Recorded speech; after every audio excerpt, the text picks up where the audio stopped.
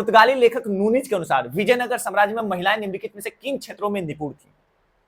अब तुमने नूनिज का नाम ही नहीं सुना जिंदगी में, सुने हो? सुने हो? अरे कुछ तो नहीं सुने होंगे, कुछ जो रटे हैं वो सुन लिए होंगे। एक बार तो पुर्तगाली है, दूसरा उसका नाम क्या है? नूनिज, ठीक है। और नूनिज ने लिखा है विजयनगर साम्राज्य के बारे में। तो क्या लिखा है? वो किताब भी पढ़ी है क्या तुम लोगों ने? किसी ने पढ़ी है वो किताब?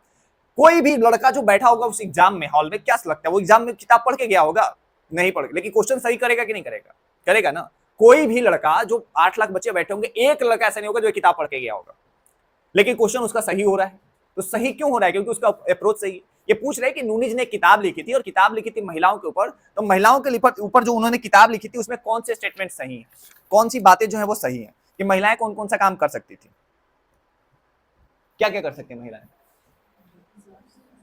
अच्छा, ज्योतिष शास्त्र कर सकती हैं, ठीक है।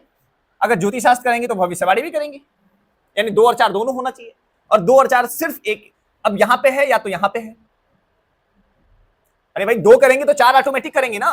ज्योतिष का क्या काम होता है? भविष्यवाणी करना, यानी 2 के साथ 4 होगा तो ये बाहर और ये बाहर, ये दोनों तो नहीं होगा, नहीं होगा ना। इसका मतलब सी और डी में कोई एक होने जा रहा है, और सी और डी में कोई एक अगर होने जा रहा है, तो अगर ज्योतिषी हैं तो लिखने का काम भी करेंगे कि नहीं करेंगे?